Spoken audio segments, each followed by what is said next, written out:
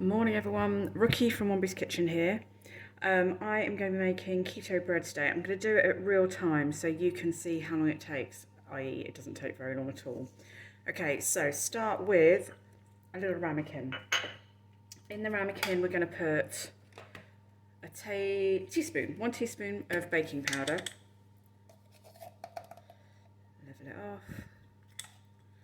And then to that we're going to add some vinegar. The recipe just said vinegar, so I don't know whether it's white vinegar or brown vinegar. I'm using malt vinegar. I don't know if you can see that there. And I'm going to use an equal amount of vinegar. Well, slightly equal. And then mix it together. And can you see that that is frothing up?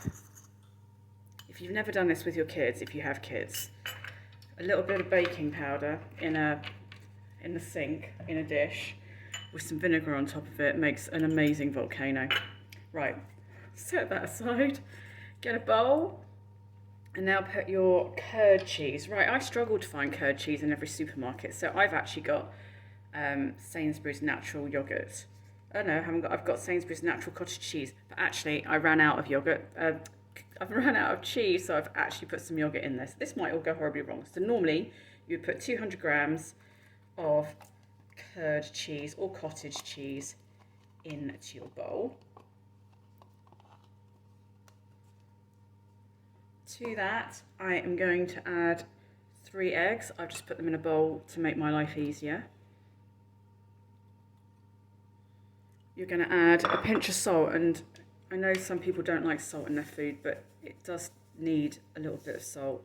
I'm not going to put all of that in. Throw the rest of that away. And I just put some chilli in mine. I put chilli in most of my food if you've seen me before. So I put some chilli in for a bit of flavour. And then we are just going to whisk that up really quickly.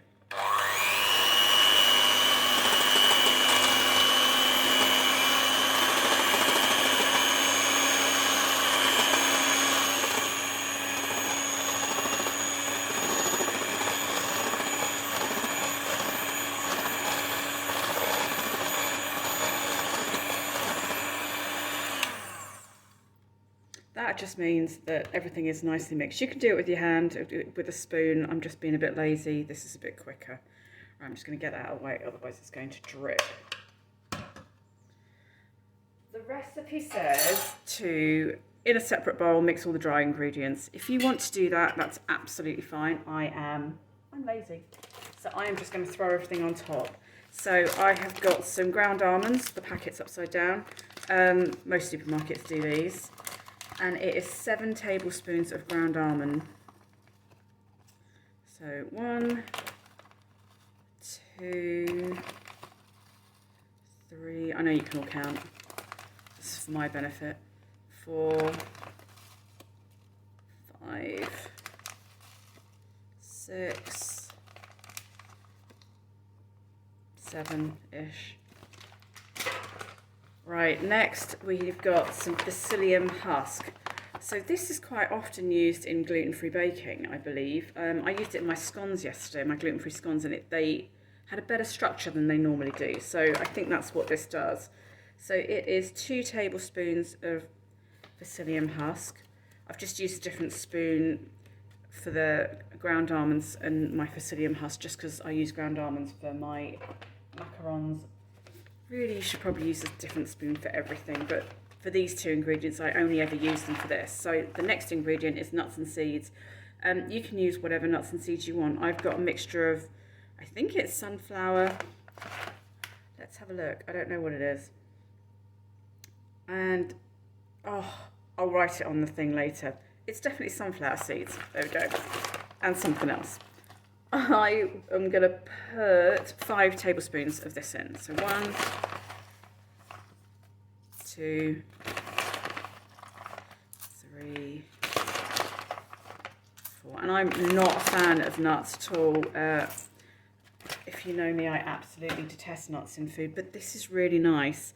And then we're going to add in our mixture of baking powder and vinegar. Making a right mess of that, but never mind. You get the idea. Hopefully. Okay, oops. So mix all that in. It's going to make a fairly solid mixture. And actually, if you left it a bit longer, it would get even more solid because the Facilium Husk seems to soak up liquid. Right, so that's it. I have got a loaf tin here. I just put a bit of baking paper in at the bottom. It helps it come out at the end. That's all. You don't need to. And then I'm just going to pop the lot in there.